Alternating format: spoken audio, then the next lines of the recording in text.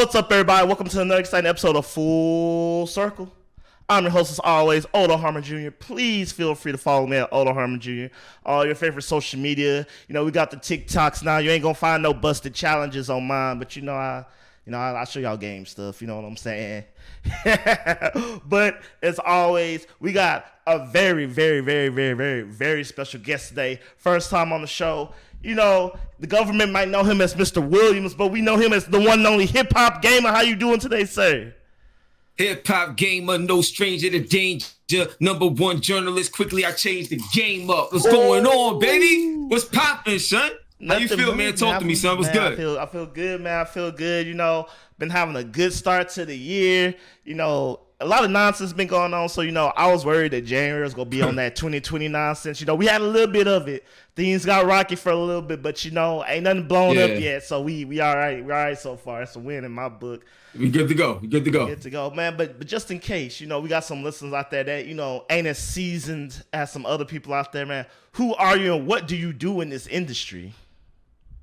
Oh, man, I do a little bit of everything at the highest level. So, just got to give a shout out to my grandma, the best, you know what I'm saying? She taught me how to play video games when I was 4 years old. Rest in peace to my grandma. So gaming is what I've done literally all my life. You know what I'm saying? I grew up in it. And fast forward to today, I do everything, man. Game journalist, host, content creator, consultant. On the back end, a lot of things that people are starting to see come to fruition today. Philanthropy with my program, Gaming and Guidance, in partnership with my boy Tavon Skinner with Craft Keepers Inc. I'm an artist, you know, hip hop artist as well. So I make songs for the video games. I'm a character in different games like Watch Dogs 2 and NBA 2K Playgrounds 1 and 2 and more. HipHopGamer, man, the one and only, son, a one of one. Ain't gonna never see it like this. Let's get it. Man, I'm not gonna lie, it's probably one of the best intros I have in the show. You know, most people are like, I'm so-and-so, you know, I do a little something, you know, you can find my work here. You came ready, you got the whole package just. Man, I'm not gonna say that was even rehearsed. That was probably like, man, that's just how I walk in the room all day, every day. You know how it is, bro. You know what I'm saying? Son, HipHopGamer, man, one of one. I get it in like that, son. I always want to make sure that anywhere I go, anything I do, even when I'm gone, it's kind of like a save point. You know what I'm saying? You always want to make sure that you leave an impact wherever you go. I feel that, man. Well, don't worry. I know you, man. I've seen you time and time again on this planet. But today, these people, our listeners, about to hear, you know, flex them journalism muscles because we got an exciting show today. So in case y'all didn't know, Santa Monica's making a new game. And on top of that, Sony has a new studio, apparently, that they ain't have work with, making them a new game. So big things moving on there in PlayStation. But before we get into all that, you know, we're going to be talking about some Resident Evil 8. You know, they dropped the release date, the trailers. I talked about this on Twitter, but I'm about to bring up y'all lusting over these golf chick and 8-foot tall women, man. I don't get it, man. But we gonna talk about all that in a second. Cause I ain't gonna lie, you could like fake women, you know what I'm saying? You know, we all saw Lola Bunny when we was little. We was all like, man, if I was a rabbit, bro. Yep. If I was a rabbit. Roger Rabbit, yep. I was like, yo, ain't nothing wrong with that. Like, I remember that when I was young, too. Ain't nothing wrong with that at all, but, you know, but before all that, we got to talk about Xbox, bro. So, we all know Xbox Live, that's like childhood in gamer, you know what I'm saying? Xbox Live changed the game up along with games like Halo 2 and, you know, Call of Duty, all that good stuff. And, you know, it's kind of like video game prices. You know, we've grown to expect, you know, game gonna be $60, maybe $70. You know what I'm saying? Yeah. But Xbox showed they butts over the weekend. They were like, you know what we about to do? Y'all about to double the price. It's $59.99 now. That's 6 months now. And basically, they told the internet, they were like, bro, you got to pay double the price, and that's it. And the internet went bananas. Right. And they rolled it back and was like, nah, we just playing, bro. We made a mistake. It's going to stay the same price. I got to ask you, bro, how bad? Because look, bro, think about this. Cyberpunk was staying to their guns. They was like, bro, the game came out. We sorry, but y'all gotta play. They've been doing this for, I don't know, a month now. They getting sued. Xbox was just like, all right, bro, you right. You think they learned from that? They flipped on that quick. Well, I'm gonna tell you, man, it's a lot that people are not seeing. Like they're focused on the headline. Mm-hmm. But they not understanding what's really happening between the lines. So here's where I look at this both ways. So from the end user side of it, it's like, yo, what are you doing? You know what I'm saying? Like you about to literally double the price, $60 for just 6 months. And you got to think about it from this standpoint.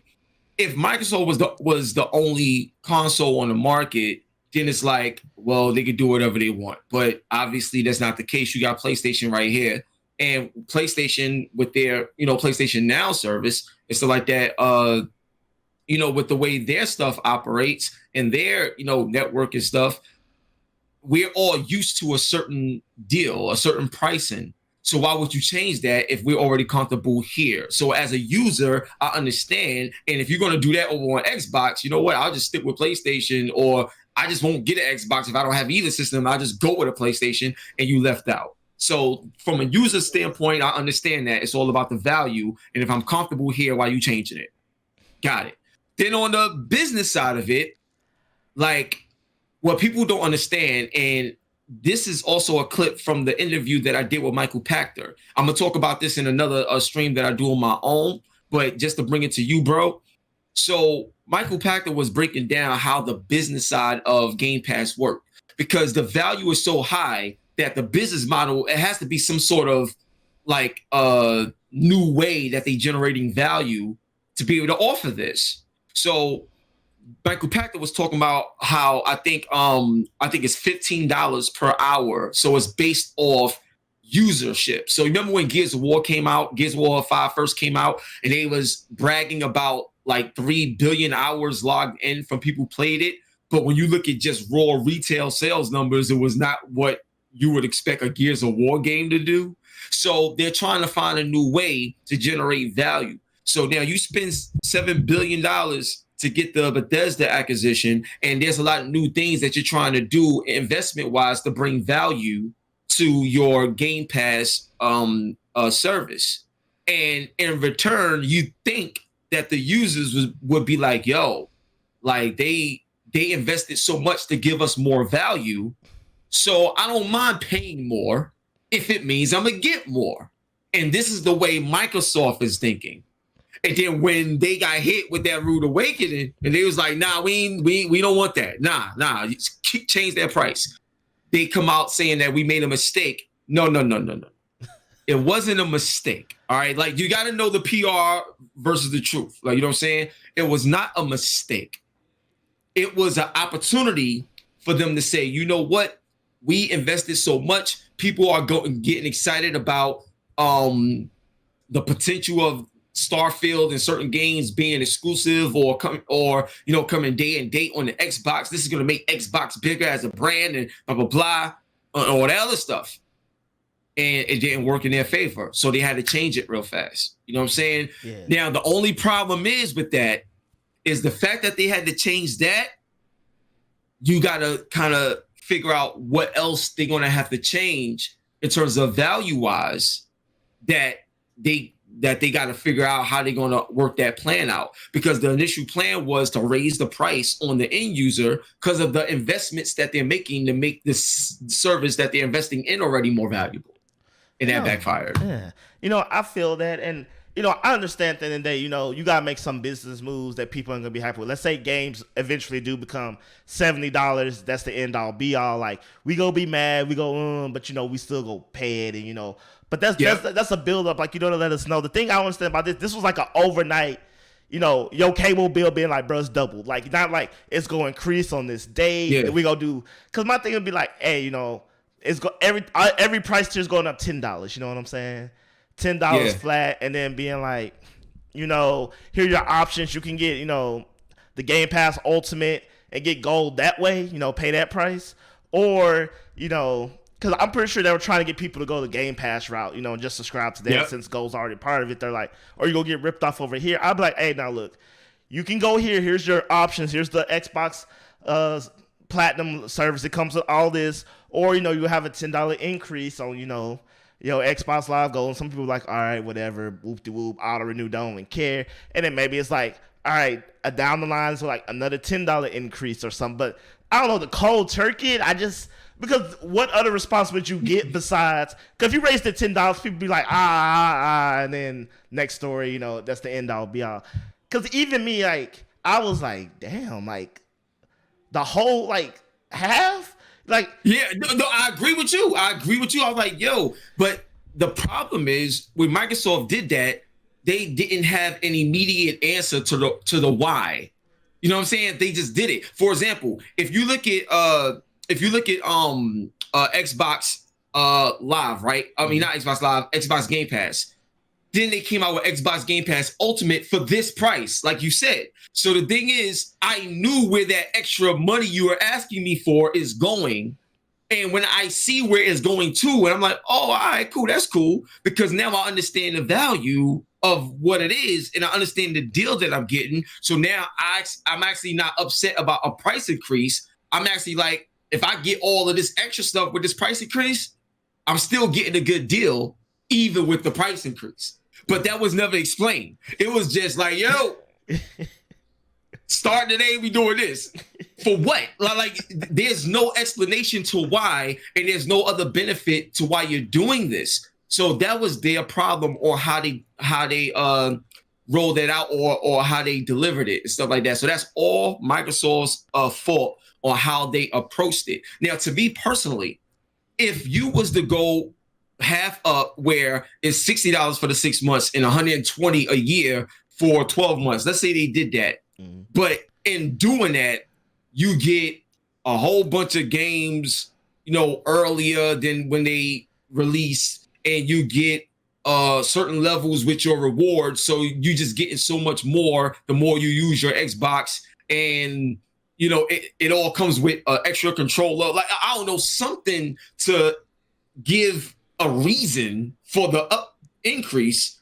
Cool. That didn't happen. So you see the results, and they reversed that. And think about it. They reversed it so fast because it was one of those situations where if this don't work, PlayStation is already killing them by a mile, like in terms of just PlayStation versus Xbox, brand value, sales, like in every category, even game comparisons. When you look at Digital Foundry, for the most part, they're in favor of PlayStation. Like, everything is working in PlayStation favor. And once again, PlayStation, because you have a $399 option and a $499 option of the same console, the only difference is disc or discless. You still have a $100 cheaper console that's showing more power than yours, like your Series X. So it's the same scenario with the PS4 and the Xbox One when that came out in 2013. So you have to figure out a way to do something to eliminate how you getting dragged in the mud right now. You know what I'm saying? So it just didn't work out for them, but I'm glad they changed it. And I'm glad the fact that you don't have to pay to play Fortnite now. You know what I'm saying? And stuff like that. I'm glad they fixed that as well. Yeah. Yeah. I mean, I respect them in the sense that I've never seen any gaming company clean up a mistake that fast. It might be like a day, 2 days, maybe a week. Like, bro, like, I've never seen the internet work so fast. I remember reading the article as I was playing Apex on PlayStations with my friends.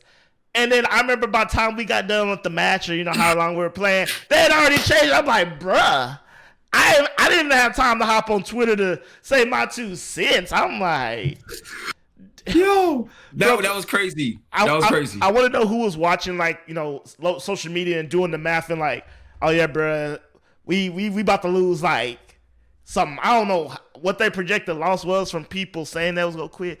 But man, I'm telling you, all they had to do was release a statement and be like, yo, in 5 months, 3 months, 6 months, this is what's gonna happen.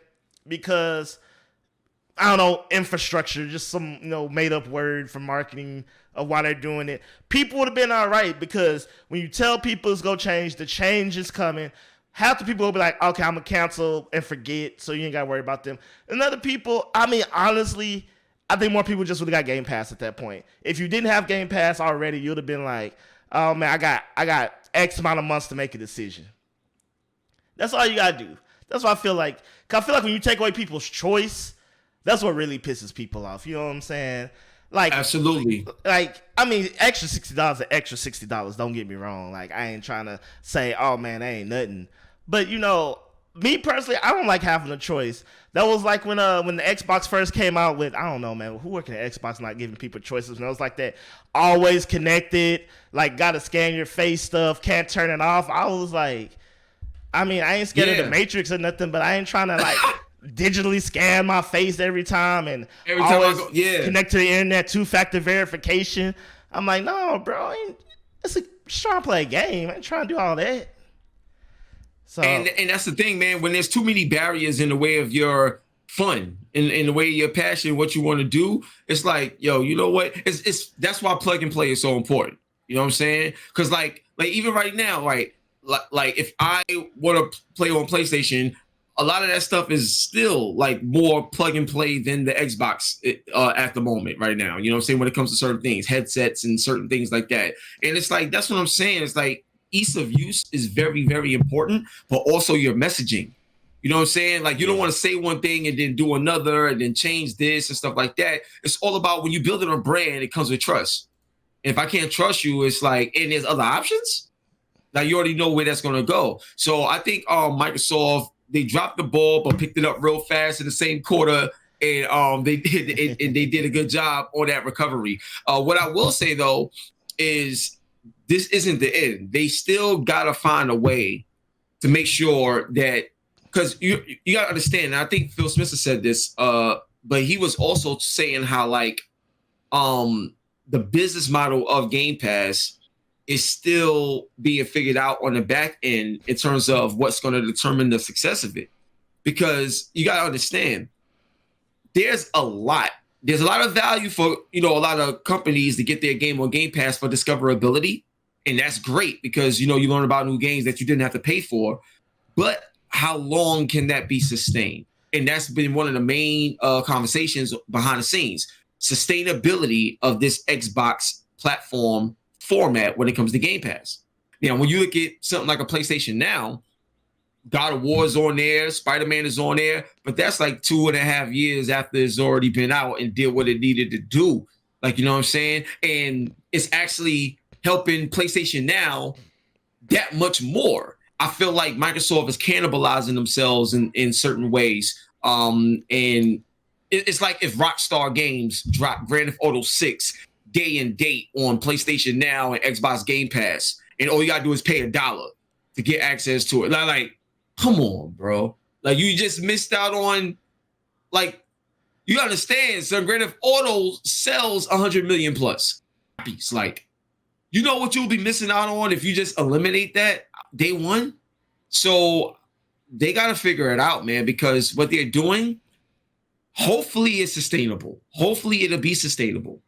But as of right now, it's a little shaky. In about 2 years, we'll kind of know what's up in terms of how Microsoft plans to do this. Because like I'm telling you, that price hike, especially that dramatic of a price hike, plays a major role with the investment that they made in Game Pass overall.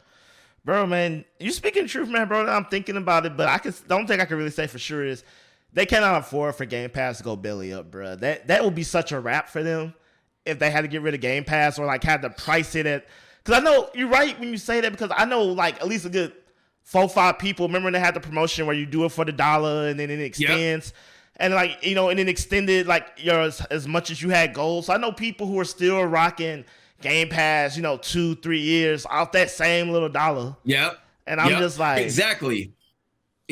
So then you got to ask yourself this, like, I understand that Microsoft want people to play on the Xbox system more, but think about this for a second. Everything that's on Xbox Game Pass, right? If you ask somebody Xbox Game Pass for $1 or God of War, like, you know what I'm saying? Like, $70. Now, based on the climate, and remember, God of War sold 10 million copies by itself. Based on the climate of what's going on right now, I'm pretty sure and very confident that if you presented Xbox Game Pass for $1 and you get access to 100 plus games, or you can play God of War for $70, bro, I can't speak for everyone, but I think a lot of people would say, you know what, Xbox Game Pass is amazing, great value, all these games, but I can't see myself not having God of War. And that's what I'm talking about. Until you have impactful games like that on your platform, it's No, it ain't bro. gonna matter. I feel. I'm just I feel you, looking bro. at it like that. No, bro. I feel you because I remember, like I was telling my friend about last year, 2020, Ori and the Will of the Wisp was the only game that like I pretty much played on Xbox. I didn't have a choice. And he was like, Right. "Man, what about all the other Xbox exclusives that year?" And I'm like, "Bro, what you talking about? What games other than Ori, which I don't think that's even true anymore now?"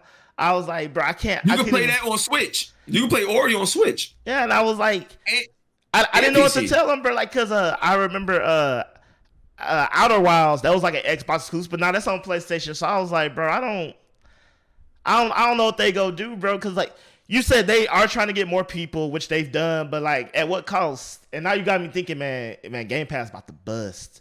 I hope it doesn't. I hope it doesn't. I don't think Game Pass will go under. I don't think that. What I think will happen, think about it like this, right? You see how Xbox got EA Play now, right? You know what I'm saying? And they probably going to try to go after Ubisoft and get Uplay Plus to be a part of Xbox Game Pass. See, the thing is, they're trying to create the Netflix of gaming. I get it, you know what I'm saying? But think about this for a second.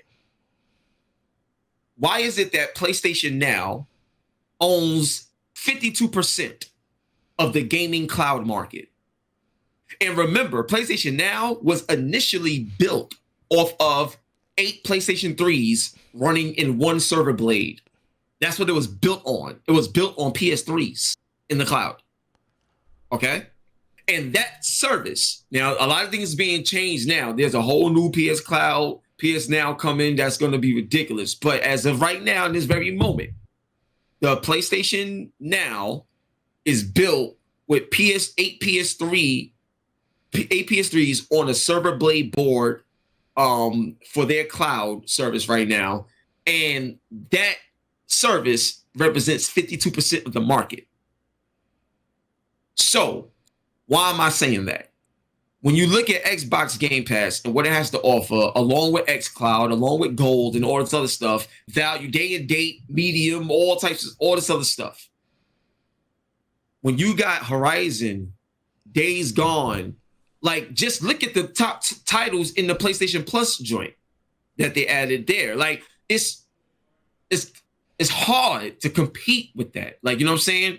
Because at the end of the day, it's not so much about how much, but it's about what you have. If I got 5 games, right, and you got 100, but my 5 games is God of War, Last of Us, Uncharted, Ghost of Tsushima, Horizon. Like, you know what I mean? What do you do with that? Because if you want to talk about Call of Duty and 2K and all this other stuff, PlayStation got those marketing deals and those games is on that too. So it's kind of like, you know, what's the reason? So I'm not saying Xbox Game Pass will plunder. I'm not saying that. What I am saying is their first home run strategy that they went for, they struck out on. And that's bad. Well, I hear what you're saying about the market. You brought up all those great points, but what about Resident Evil 8? Is that gonna be day one on Game Pass? Yo, no, that's not gonna be day one on Game Pass. And why would it be? Like, see, that's another thing. Like Xbox, you see how they did the deal with Bethesda? That's the only way you'll get, like, they got to do that same deal with Capcom. You know what I'm saying? They got to do that same deal with Rockstar. They got to do that same deal with, like, you understand what I'm saying? Like, in order for Xbox Game Pass to be what it needs to be, they got to create a scenario where, look, Xbox has titles that rival or exceed what PlayStation exclusives is doing. And until that day happen, no matter what Microsoft do, it will always be considered second fiddle. I'll give you a great example of what I mean. So look at Game of the Years. The last time I think Xbox had any game in Game of the Year, I think was in Gears of War 2 era. That was 360 era. Eee, that's rough. PlayStation has had Game of the Years, I think, for like almost every year. If it wasn't a Nintendo game, I guess, if it wasn't Zelda or something. Yeah, either Nintendo or Sony would have. Okay, they had 3 games in the Game of the Year category this year. Bro, they did. That's ridiculous. And then before that, God of War got it. Then before that, you had Horizon was in a running. It lost to Zelda, but that's, to me, that was politics there. Horizon's way better than Zelda, but Zelda is Zelda. It's kind of hard. Hey, bro, man, no, we don't talk about the big Z like that here, bro. Look, I know how you feel. I know how you feel. Don't press that button, bro. But you get dragged out of here. Too. You know what I'm saying? I love Zelda too, but I'm the kind of person where I don't ignore. I allow the industry to move forward, and what I mean by that is, we could all be held back by nostalgia and moments that we've had with certain games and brands over the years since we was kids. But at the end of the day, when you recognize something that's greater than what was, you have to, respect that too. Like, you know what I'm saying? That's all I'm saying. All right. But it's one of those situations where until Microsoft come out with games that you can't play on PlayStation that can rival the Ghost of Tsushimas, the Uncharteds, the Last of Us's, and the God of Wars and exceed it. Think about this. Remember that year when Tomb Raider went exclusive to Xbox for a year? Yeah. Out their own mouth, they said they needed something to go head on against Uncharted. That's a problem if you got to buy your way into trying to compete instead of internally investing with a great development team to have your own. I mean, you're not wrong, bro. You're not wrong. You know what I'm saying? I'm not gonna sit here and tell you you're wrong. Yeah, and then if you look at Gears of War, right? If you look at that franchise and you look at Halo, they milked it so much so they didn't allow you to miss it enough because they didn't have enough to put in rotation so that joint could fall back for a good 4 years. Think about it, bro. Think about it. When was the last time we seen a Jack and Daxter game? Bruh. You know what I'm saying? You didn't need it. You didn't need it because there's so many other games. I mean, you're right. You know what I'm saying? Yeah, like they didn't rely on Jack and Daxter. They didn't rely on Siphon Filter. Like, you know what I'm saying? There's so many games that they got that they was able to just, all right, we don't even need this game in this generation. We can just focus on new titles. That's crazy. Bro, we only seen Killzone one time. And that was the launch of the generation. I mean, and never seen it again. They done took Halo and brought it back mad times and what, bro, look, bro, what I'm saying is Game Pass is a great value. I'm not knocking it. It's a great value. But what has to happen is that it has to be more than just having a whole bunch of stuff.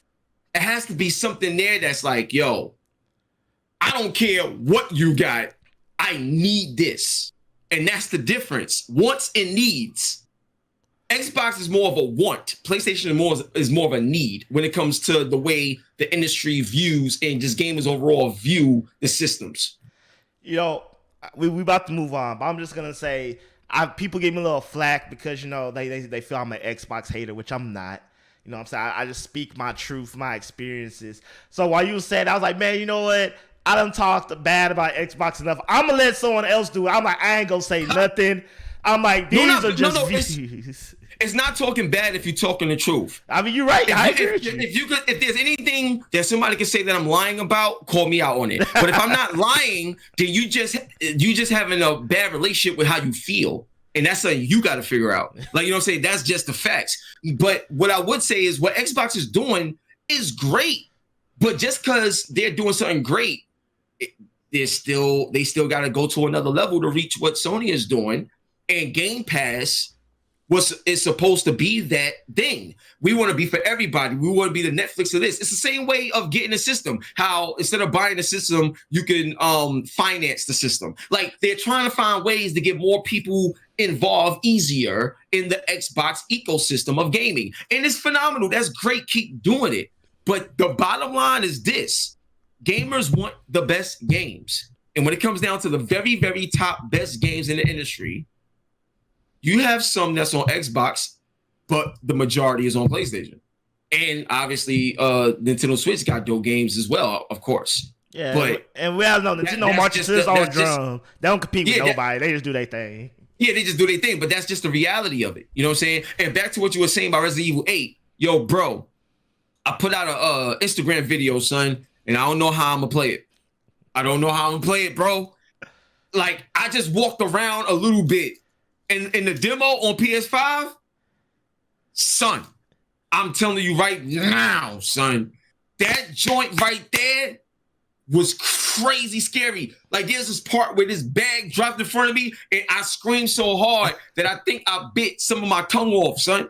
That joint is crazy, B. I'm telling you, son. Like, nah, yo, that game alone, just from that demo alone, I ain't even fight nobody or nothing. And I'm like, yo, it's day 0. You got to get that joint immediately. May 7th, baby. It's going down, son. That's what I'm talking about, man. My homie, so I'm one of those people that, like, I can't do scary games. Like, I won't even stream myself doing it because it'd just be, like, me losing my religion, me getting pissed off, then me being like, I ain't playing it. Because that's me with every scary game, with the exception of The Last of Us. But, you know, Last of Us ain't really scary. You know, it got just scary stuff. Yeah. There, you know, that's different. But so I was asking the homie, I was like, bro, how's that demo? He said what you say. He was like, I was like, is it spooky or scary? He's like, bro, that joint's just scary. And I was like, oh, man, I'm a pass. You know, I got to watch someone else play it. But, like, I'm excited, bro. Like, and it makes me mad because, like, I look at the game. I'm like, damn, this gonna look like it's dope. But they talking about, man, you can shoot, but you gotta block the dudes now and parry. I'm like, oh yeah, I'm out, bro. Like, second some scary, get in my face doing some of this, now I'm out. Yeah, I'm scared. So, especially, look, when it comes to scary games, especially, I'm a play it on PC just because on PC I get the cheat codes. So I'm gonna have infinite health. You know what I'm saying? So I can't die, because what that does for my spirit is when I'm playing the game, I'ma still get scared because the way the game is. But when I get into that moment where I can actually fight, I don't want to die a lot and have to do these parts over again, because I'm gonna be messed up. So I need to make sure that whatever I go through it for that moment, and I can progress. Bro, because no, bro, that's a pro tip. I needed that in my life. I might be able to do it. So you know, get the cheat codes, bro. Get the cheat codes, son, and you be good, son. And that's another thing, just real quick. I know a lot of people in the industry or just gamers in general be like I guess is like cheat codes is frowned upon, and I'm like, y'all don't even know nothing about gaming, because we grew up with cheat codes. One of the famous things about games is a cheat code: up, down, left, right, BA, select, start. Like that's one of the classic. That Konami code. So we grew up that Game Shark, Game Genie, Code Breaker, Action Replay Max, all this other stuff, right? You know what I'm saying? Big head mode. We went to the arcades to get the right dates for NBA Jam so we could play as Will Smith and stuff like that, bro. Like, what are you talking about? So game codes has always been an important part of the culture. And I'm not saying you cheat on multiplayer games. You don't cheat against people. You cheat against the computer. Like, you know what I'm saying? That's what you do. Like, you know what I mean? So I just feel like the industry as a whole is missing out on something, that there's a lot of games that you probably wouldn't even finish because they're either too difficult or too frustrating for you. But if you had the cheat codes, you'll see that story and you'll get a lot out of the time that you spend playing certain games. That's all I'm saying. Yeah, man. You know, not to get philosophical, but you done started it. My thing is, I never had a problem with like cheat codes myself. My big thing was like, am I gonna look up the game? You know what I'm saying? Like, am I not gonna rely on my own wits, my own skill? Am I gonna, like, this is my thing. If I get stuck, I'll be stuck for damn near a month before I look something up. I ain't gonna lie. There's been some few occasions where I have to be like, all right, bro, either I'm gonna look this up or I ain't never playing this game again. That'd be on my pride. Cause I hate when I look something up and it's like, bro, you just have to walk left instead of right. And I'm just like, damn, I could have figured that out. Yeah, I feel you. But see, in the way I look at it, like in my situation, and I know you was talking about like your gamer pride and stuff like that. I get it. But the way I look at it is when I'm playing a game that's story driven, I'm locked in that story. And I don't like things that pull me out of that story. So for example, right? Hitman 3, I was streaming that the other day, and the game is fire. But there's parts in that game where they want you to figure out stuff. And I'm like, yo, look, like, I'm going to try to figure it out. But if it gets too out of hand and I'm not getting it, then now it becomes more of a chore to play the game as opposed to me having fun, being engaged in all this other stuff. So I'll give you an example. If you look at Uncharted, right? Nathan Drake, his character, he's an expert in what he does, you know, finding treasure and all this other stuff. So what I love that Naughty Dog did is when you're playing the game, right? They'll give you like a good 90 seconds to like figure something out on your own. And if you don't, the character make a statement like, you know, I didn't check over here, maybe. And it's believable because that character is an expert at what he do. So just as well as I'm taking my time trying to figure something out as the end user, if I get it, I get it. But if I don't, there's a seamless way for the end user to figure out, but it's believable because the way that character is designed and the expertise in his field. You know what I'm saying? And that's what I love about how they mask it so they could keep you engaged in the game and moving forward, as opposed to like you just stuck and you got to go on YouTube. Like, nah, bro, it ruins the whole experience. That's another thing about PlayStation 5 that I love, because you got the game help. You know what I'm saying? You can utilize that if you want to. Man, you know, bro, do I gotta put the sponsorship logo up, bro? Let me know. let me know. This episode brought to you by Sony PlayStation 5 and my KFC bucket of chicken. Man, let me know, man. Console. Man, let me know, man. I gotta put my sponsorships up, man. So one of the things you kind of touched on this about, like, you know, game development stuff I love about Resident Evil. I respect from a gaming standpoint. Bro, this is one of the few genres, long-running series that reinvented itself flawlessly. Yes. Like, yes. They could have easily been like, bro, you know what we do, third-person shooter with some dude with nerves of steel, and you go fight Umbrella, and you go blow a tentacle monster up. They could have easily kept doing that and probably selling just fine. People would have been like, oh, it's stagnant, it ain't that scary. So yeah. I respect them to be like, because they didn't have to. Some series, like for example, Call of Duty. Nothing against Call of Duty, but bro, if they just like, this is good as it's gonna get, and we just gonna change the number and title, people still go buy it. Resident Evil reached that low. So I respect them being like, nah, bro, we need to go back to our roots, just being scary. And they did that. And now they evolving it like, all right, now it was just scary. Now you can actually fight. You will have like combat systems and stuff. And I'm like, yo, I cannot wait to watch someone play this game because I will not be doing it like I said. That's crazy. He said, I can't wait to watch somebody else play this game. That right there should be, that should be a review quote. That should be a review quote. Like on your review, you should be like, this is my review.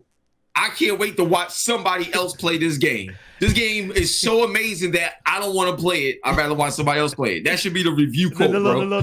Disclaimer. I really did not play this game. I watched someone complete the story mode, extras, and multiplayer. Joe, I'm going to tell you something right now, man. I know this sounds funny, but like that can be, there's a market for that. Like, you could do that.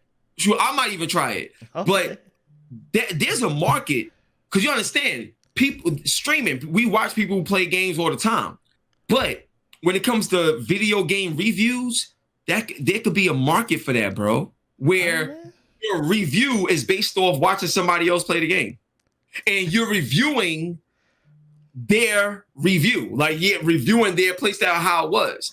And the reason why I say that something like that could possibly work is because it's just like if you go into the movies and you watching a movie and you giving your perspective of how the movie impacted you. You can actually review a game based on how it impacted you simply from watching. And that right there creates a new data on how a game impacts somebody. Because you gotta think about it. Case studies is born like that all the time. But man, just that good point, man. Yeah, this case study would be something that's not based off the interactivity of the game, but it's based off the experience just from watching and consuming it that way, because then you get a whole different conversation piece. And the thing is, you're seeing the game from a different angle because you're not invested in it from playing it. You're invested from watching it. So the thing is, there's things that you're probably going to observe that the user playing may not observe in that certain moment. So like the first impression of a person playing the game is different from the first impression of somebody just watching it. Bro, I'm with you, bro, because when you first started saying, I was like, man, yeah. But I was like, wait, no, because, for example, there's plenty of games that's fun to play, but if you watch someone play, you'd be like, this is whack. Like, The Witness, like, I couldn't watch no one play The Witness. I'd be like, what am I watching? So it would be different. Yeah, it's whack to watch, but fun to play. And that's a different perspective, because, like, for example, like, there's some people, like a lot of friends of mine, right? Like, they'll have a girl that don't game, right? But they would rather watch it. So they don't want to play Uncharted, but they'll watch it and they'll be so engaged from watching it that they be like, yo, when you going to play it again? Like, I need to see this. Like, that's a whole nother dynamic.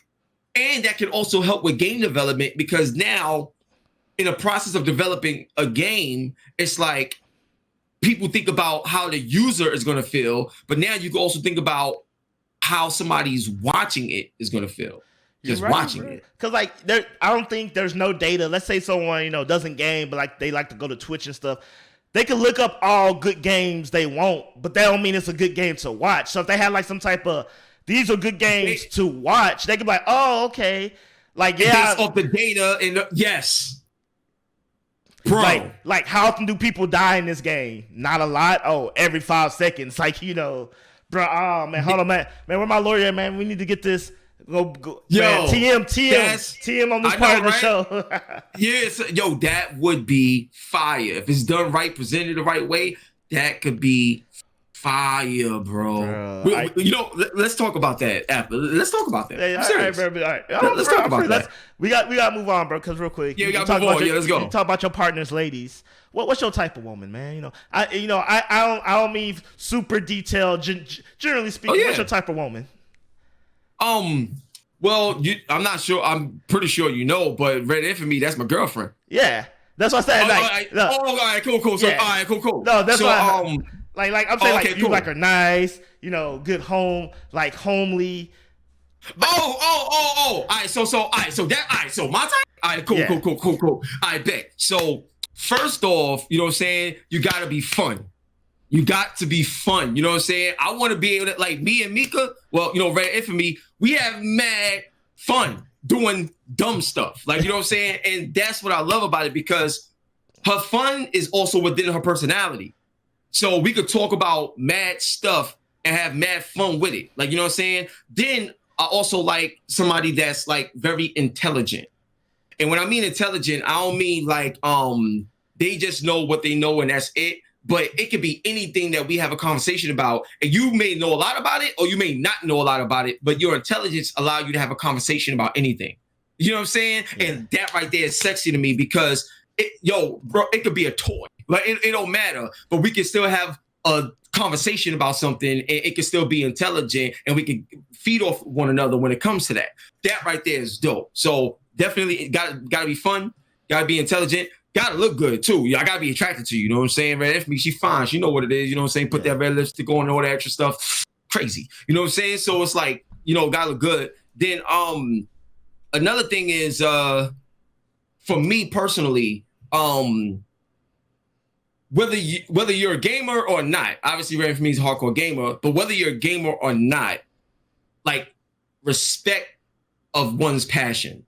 And one of the things that I've seen a lot of, like, even a lot of friends of mine, like, go through is they're passionate about something, and they girls, like, they don't respect it because it's something that they're not into, so they dismiss it. That's hard. And then same thing, vice versa, where you can have a girl that's real passionate about something that she's trying to do, and her old man is like, well, whatever.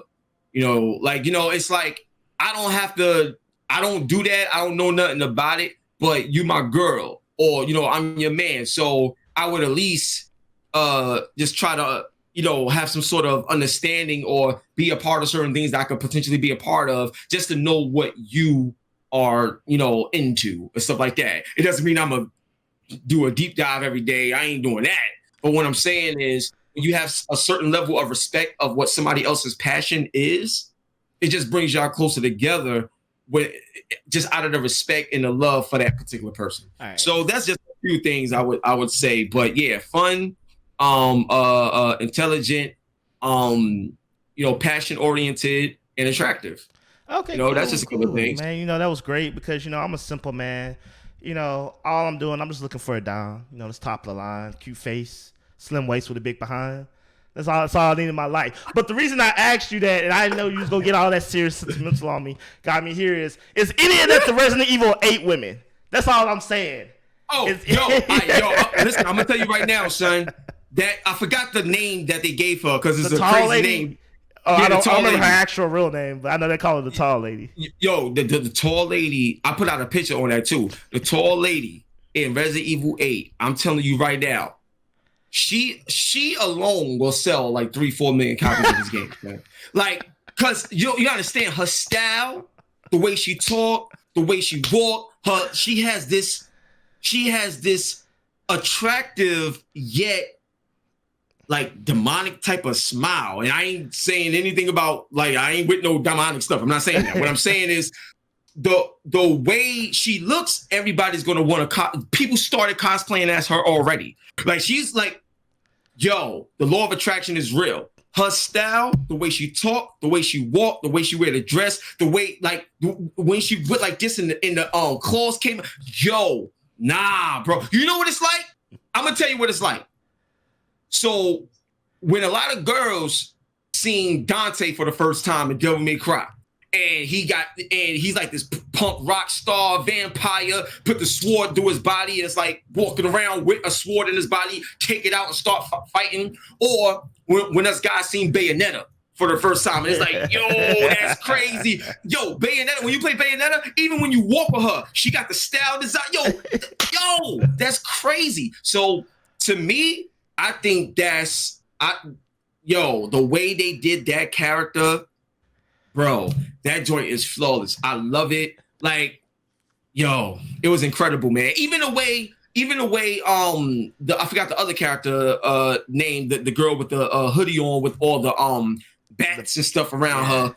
But even when they showed that demo, when she cut the guy's legs and she's like, man blood. I think we could work with this. Like, it was just fire. Yo, it's like, you know how cynical this game is? Where I got scared, but I was happy. At the same time, son, I'm like, son, this game is day one, son. This is one of those games that you buy on every system just to say you got it. Yo, I'm telling you, son. Resident Evil 8, The Village, that's it. They just think about it, bro. They just sold the game, son. The game is sold. They don't have to do no more marketing, son. They can just, you know what'd be crazy? May 7th, if they do a special stream and they got a dope cosplayer to walk it, like to actually be on screen and act it out in real life and then go into the game, that would be genius. Or when obviously COVID-19 stuff, but it'd be crazy if somebody like, you know what? I ain't gonna even throw this idea out. I'm already ready. I'm about to be mad, bro. I'm hitting you up. I'm like, why have they done everything we talked about in the show this week? Everything. I know, right? I don't get it, man. This is me personally. Look, all women are beautiful. I believe that. Because my grandma told me a long time ago, you only need one MF on this planet to love you. So you know what I'm saying? So you always go find that one. 7 billion people, bro. You go find one. You gonna find one. Oh, man. But I'm just saying, bro, like, I have nothing against a fair-skinned woman, but they pale, bro. I can't do midnight ash pale. And I'm sorry. I need my woman to look clean. They all look dirty. I get it. They supposed to.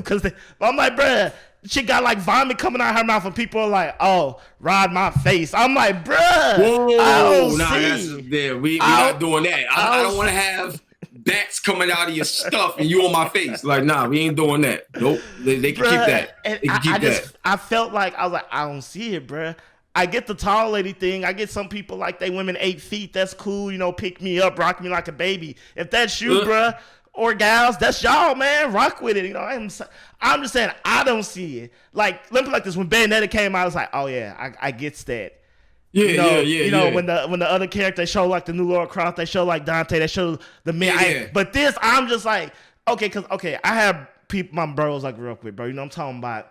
I know they taste and stuff, bro. I don't think they've even seen a gothic chick in real life, and they were on some. This is it. I'm like, what did I miss? What did I miss? I mean, you know, people change over time, and something happened, and the reaction is the reaction, man. You know what I'm saying? That's how they feel. That's how they feel. All I know is that character right there, son. That joint is fire, and I think that like she's gonna be probably like the #1 cosplay person like this year, and I think that they got to figure out a way to utilize her a lot more. I'm pretty sure there's gonna be DLC extensions on this lady. Like, character design is important, man. Bruh. And you think Capcom wanted it? You think they thought people were gonna have this reaction? No, I feel like there's no way. No, and that's the beauty in it, because you create something and then the people take it to a whole nother level. Look, I don't think Bernie Sanders thought that he'll be the new Jordan face. Like, you know what I'm saying? Like, but you know, he just out here like this. He know like what was gonna happen. So the thing is that's why when something is real and organic, to just not really move on to something, but to prove a point. This is what I mean when we talk about culture. So right now, as we having this discussion, there's a lot of companies and esports this and all this other stuff that's trying to get in cool with the gaming culture because they see how positive it is and have no clue on how important that one girl in Resident Evil is because they got in tune with the culture. And that's what I'm saying. It's like when you're a part of the culture in gaming, if you're a part of the culture in hip hop, if you're a part of the culture in fashion or sports or whatever it is, you're going to know about these things. Like, you know what I'm saying? You're going to know. And then you're going to know how to capitalize on it and build towards it because everybody's going to want to see what people in powerful positions can do with it. And that's why the culture is so important, because of moments like these organic moments where you create something, you don't know what's going to happen. Their goal was probably hoping that the werewolf, the person that turned into the werewolf that time, be the star attraction, because in their mind, when they see this, it's going to be crazy. They ain't know that this 8-foot tall woman is going to be the center of attraction. So now they got to shift. I can almost guarantee you that they're going to have a special edition, a special steelbook edition with her on the front cover instead of Chris. And people are going to buy it just to say they have it because they're going to sell it as a limited edition and it's going to go sell like hotcakes. Bruh, if they knew what they knew now, that statue wouldn't have been a Chris. It would have been a her with the collectible. Yeah, but what I'm saying is, I can still see them doing something. They probably on the phone right now like, yo, we need this made ASAP. I'll pay you extra. You want to know why they'll pay extra? Because they know the money that they're about to make right now. When the coaches, and you gotta understand, we in the digital world. So it's not gonna sell out in the stores. You can download it forever. You can keep buying that joint. It don't stop. You can run out of download codes. Let's go. So I'm telling you, man, it's gonna be amazing. Man. And it's coming to PS4. Please, it's over. It's over, bro. It's over. Ooh, yeah, man, bro. That was a good segment. That was a good segment just now, bro. Bruh. Could you imagine the tall lady PS5 exclusive version, bro? Like she just the PS5 already tall as hell, and you just got just her on the side of it, oh man. Yeah, man, give me special consoles, Sony, man. Like, I need to stop tripping. Give us these faceplates. Yeah. Oh yeah. Ooh, the face. Yo. Oh my. Yo, just think about what the faceplate will look like. Oh. Yo. Bro, it should be fire. It'd be fire. So that'd be that'd be immaculate. So that'd be crazy.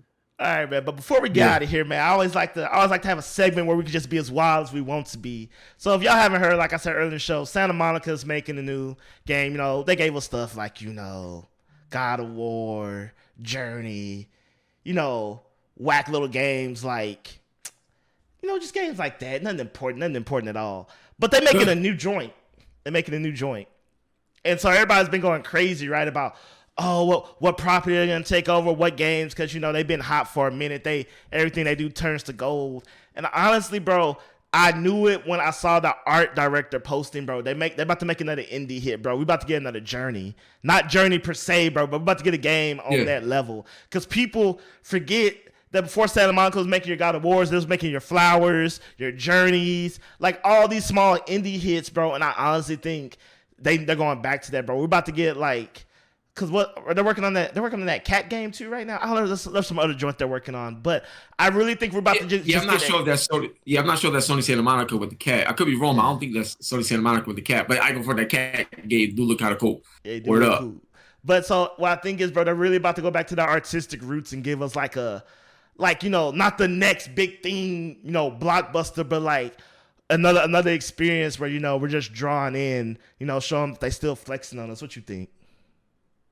Well, I will tell you that they expanded dramatically. Like Sony Santa Monica expanded dramatically, and a lot of the tools that they're using has cut a lot of game development time dramatically as well. So when Unreal Engine was talking about how like you can use ZBrush and just drop in content and you don't have to keep making different levels of LOD characters and things of that nature, it all goes straight in, and that one thing out of many things alone will shave like 3 to 4 5 months of development time just by that one change of tool in action.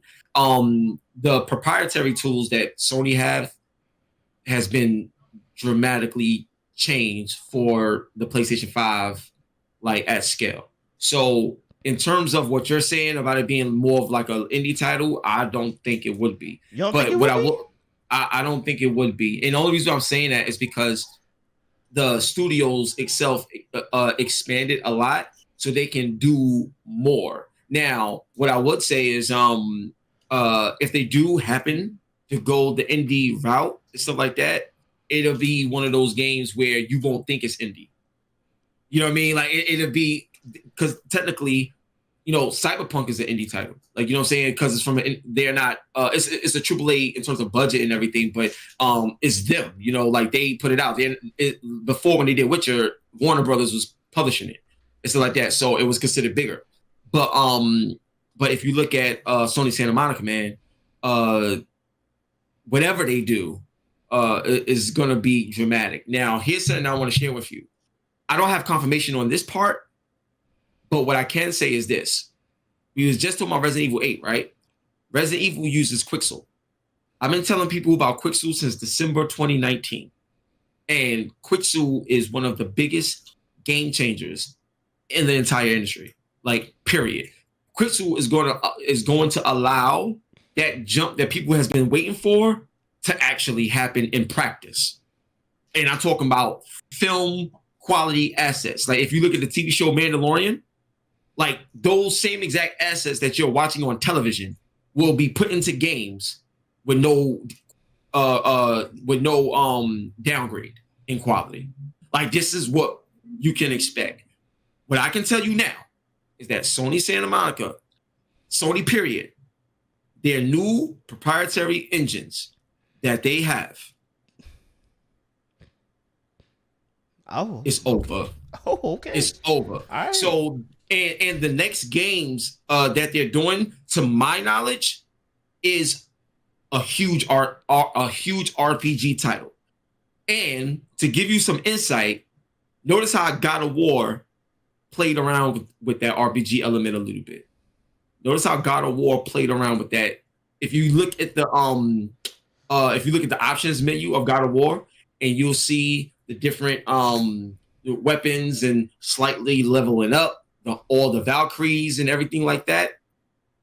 That's just a little taste, and I'm gonna tell you why that's important. So a lot of game companies, right? They learn from one another and they borrow from one another and stuff like that. So going into this next generation, like big open world RPGs and things of that nature is going to be a big staple because of the SSD and the things that they could do now, making worlds bigger. So RPGs going forward is going to be unlike any RPGs that we experience in today's games in today's generation in terms of PS, because a lot of these games that we're playing now is still based off PS4 and Xbox stuff. Like, you know what I mean? It's not full-fleshed next gen yet. You'll see that with the Ratchet and Clanks of the world and other stuff that's coming. Sony Santa Monica, their next game, to my knowledge, will be RPG heavy, and it may be something that's more fantasy driven and stuff like that. And the last thing that I'll say about Sony as a whole is that they want to cover more bases this generation in terms of games that they don't got as first party titles in their arsenal. Like, for example, Sony don't have a first party fighting game. Street Fighter was that for that last generation because of their investment in it, but they don't have a first party fighting game that they built from the ground up that's theirs that could compete with a Mortal Kombat or something like that in the gaming industry. They don't have that. You know what I'm saying? When you look at games like The Witcher and the Cyberpunks of the world and Final Fantasies of the world and stuff like that, one of the things that they're trying to target is getting more games under their exclusive IP roster that they didn't have before, and that's a lot of what they're invested in. So I believe the next game that they're doing is a big fantasy RPG. Well, damn, man. Well, I said let's just speculate and have fun, but you came with your facts, man. You know the white van waiting outside for you. They're like, oh man, he done said too much. Oh man, well, put like this. You learn. All right. So here's what I'll tell you, and people, y'all gotta pay attention to this. Like, you could get a lot of information from people that's not the developers. People that, like, you'll be surprised at, like, how can I say this? How can I say this without saying it? Bruh, like, I don't have that white van outside my house. Like this. Like, there's a lot of managers of talent that work on games that talk a lot.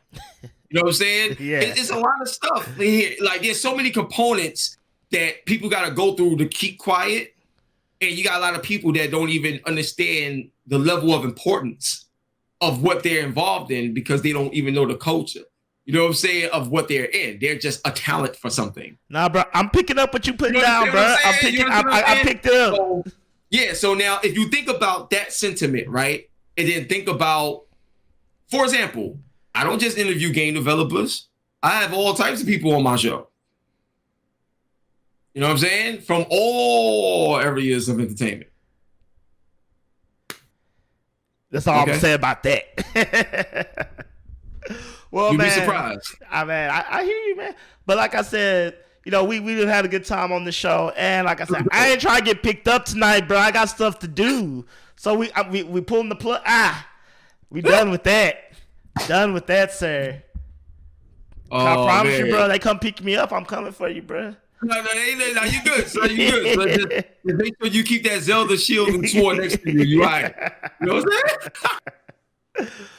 But man, hip hop, bro. I want to thank you for joining me this show, bro. Like I've been trying to get you on for a while, but you know we busy folks, bro. But so I was happy when you know you had time in your schedule. You brought hella insight. Like I hope someone's actually listening this week. They ain't heard of you. They gonna be like, dog, who is he and where has he been? Oh man, thank you, bro.